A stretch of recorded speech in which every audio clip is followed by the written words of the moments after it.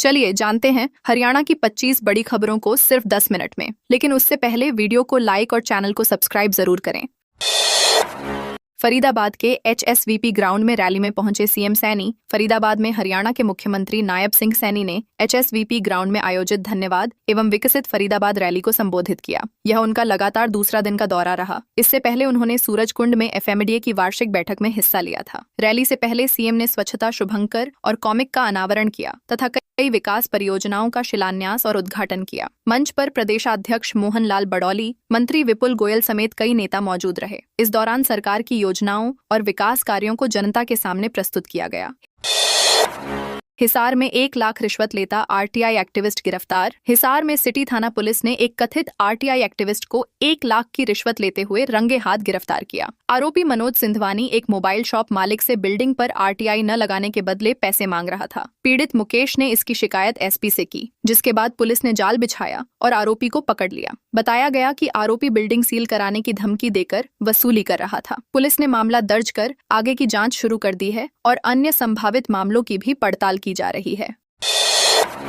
पुलिसकर्मी को बोनट पर लटका, नाबालिग ने दौड़ाई कार। करनाल में एक नाबालिग ने पुलिसकर्मी को टक्कर मारकर कार के बोनट पर लटका लिया और काफी दूर तक गाड़ी दौड़ाई। घटना सेक्टर 7 के चौराहे की है, जहां पुलिसकर्मी ने काली फिल्म और बिना नंबर प्लेट की कार को रोकने का संकेत दिया था। आरोपी ने रुकने के बजाय तेज रफ्तार से टक्कर मार दी। पुलिसकर्मी बोनट पर गिर गया, लेकिन चालक नहीं रुका। वीडियो सामने आने के बाद पुलिस ने आरोपी को ट्रेस किया, जो नाबालिग निकला। उसे जुवेनाइल कोर्ट में पेश किया गया है और मामले की जांच जारी है।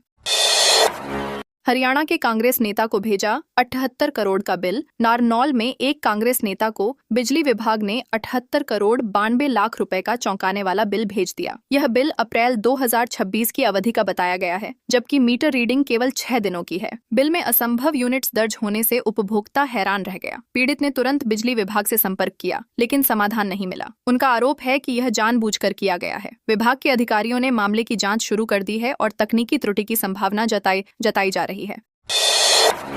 हरियाणा में भूकंप। हरियाणा समेत उत्तर भारत के कई राज्यों में शुक्रवार रात भूकंप के झटके महसूस किए गए। पानीपत, गुरुग्राम, दिल्ली, पंजाब और हिमाचल तक इसका असर देखा गया। रिक्टर स्केल पर इसकी तीव्रता 5.9 मापी गई और इसका केंद्र अफगानिस्तान के हिंदू कुश क्षेत्र में बताया गया। कई जगह लोगों ने पंखे और घरों में कंपन महसूस किया, जिससे कुछ देर के लिए दहशत का माहौल बन गया। हालांकि किसी बड़े नुकसान की खबर नहीं है। इससे पहले मार्च में भी हल्के झटके महसूस किए गए थे, जिससे क्षेत्र की भूकंपीय सक्रियता पर ध्यान गया है। हरियाणा में कूलर पंखे की फैक्ट्री में 12 घंटे बाद आग बुझी। सोनीपत के कुंडली इंडस्ट्रियल एरिया में कूलर पंखे बनाने वाली फैक्ट्री में लगी भीषण आग को 12 घंटे की मशक्कत के बाद बुझाया गया। आग सुबह 4 बजे लगी और तेज हवा के कारण तेजी से फैलकर आसपास की 3 फैक्ट्रियों को भी चपेट में ले लिया। कर्मचारियों ने भागकर अपनी जान बचाई। आग की लपटें और धुएं का गुबार दूर दूर तक दिखाई दिया। मौके पर 18 से ज्यादा फायर ब्रिगेड की गाड़ियां पहुंची। पुलिस ने आसपास का इलाका खाली कराया। घटना में किसी जनहानि की सूचना नहीं है, लेकिन भारी नुकसान हुआ है। हांसी मंडी गेट पर किसानों का हंगामा। हांसी की अनाज मंडी में गेट पास जारी न होने से नाराज किसानों ने प्रदर्शन किया। गेहूं से भरी ट्रॉलियां लेकर किसान मंडी के बाहर फंसे रहे, जिससे उन्हें भारी परेशानी का सामना करना पड़ा। किसान नेता दशरथ मल्लिक ने बताया कि ऑनलाइन डेटा अपलोड और फसल वेरिफिकेशन में देरी के कारण समस्या उत्पन्न हुई है। कई किसान दूर दराज से फसल लेकर पहुंचे थे, लेकिन प्रवेश नहीं मिल पाया। गुस्साए किसानों ने प्रशासन के खिलाफ नारेबाजी की और जल्द समाधान की मांग की, ताकि खरीदी प्रक्रिया प्रभावित न हो।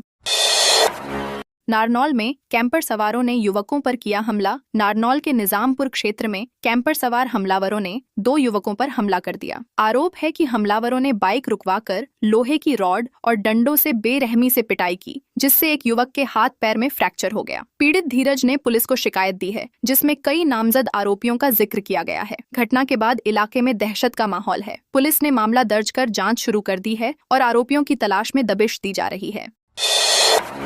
फरीदाबाद की अरावली में बन रहा चेक डैम और तालाब। फरीदाबाद के अरावली वन क्षेत्र में वर्षा जल संरक्षण के लिए चेक डैम और तालाब का निर्माण तेजी से चल रहा है। इस परियोजना का उद्देश्य बारिश के पानी को संरक्षित करना, भूजल स्तर बढ़ाना और वन्य जीवों को साल भर पानी उपलब्ध कराना है। लगभग 1 करोड़ रुपए की लागत से बन रहे इस तालाब का 75% काम पूरा हो चुका है। इसकी लंबाई 70 मीटर, चौड़ाई 46 मीटर और गहराई 4 मीटर होगी। वन विभाग ने अप्रैल अंत तक निर्माण कार्य पूरा करने का लक्ष्य रखा है, जिससे पर्यावरण संरक्षण को भी बढ़ावा मिलेगा।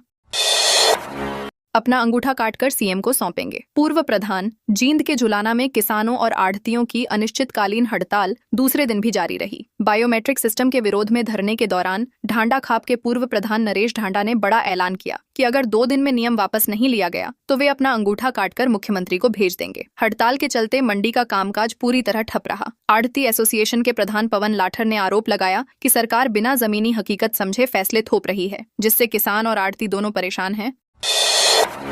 कैथल की अनाज मंडी में इनेलो का प्रदर्शन। कैथल की अनाज मंडी में इंडियन नेशनल लोकदल ने किसानों के समर्थन में जोरदार प्रदर्शन किया। प्रदेशाध्यक्ष रामपाल माजरा के नेतृत्व में बड़ी संख्या में कार्यकर्ता मंडी पहुंचे और किसानों के साथ मिलकर विरोध जताया। प्रदर्शन के बाद मंडी में किसान कष्ट निवारण केंद्र भी खोला गया। माजरा ने कहा कि सरकार की गेहूं खरीद नीति से किसान निराश हैं। नई शर्तों जैसे बायोमेट्रिक सिस्टम, ट्रैक्टर नंबर और फोटो अनिवार्यता से किसानों पर अतिरिक्त दबाव बढ़ गया है। उन्होंने सरकार से तुरंत इन नियमों को वापस लेने की मांग की।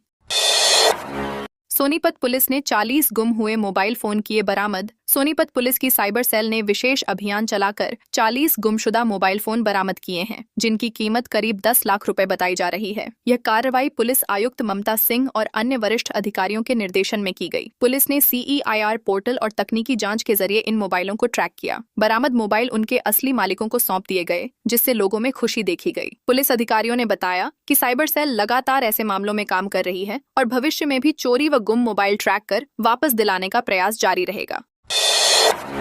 बीजेपी दफ्तर ब्लास्ट हमलावर 8 घंटे आराम से घर में सोए। चंडीगढ़ में भाजपा मुख्यालय पर हुए ब्लास्ट के आरोपी अभी तक पुलिस गिरफ्त से बाहर हैं। जांच में सामने आया कि वारदात के बाद आरोपी करीब 4 घंटे तक शहर और मोहाली में घूमते रहे और फिर अपने घर जाकर आराम से सो गए। इस दौरान पुलिस उनकी लोकेशन ट्रेस नहीं कर पाई। बताया जा रहा है कि मुख्य आरोपी गुर्तेज बाइक राइडर के रूप में काम करता था। AGTF और स्थानीय पुलिस की कई टीमें आरोपियों की तलाश में जुटी हैं। घटना ने सुरक्षा व्यवस्था पर गंभीर सवाल खड़े कर दिए हैं।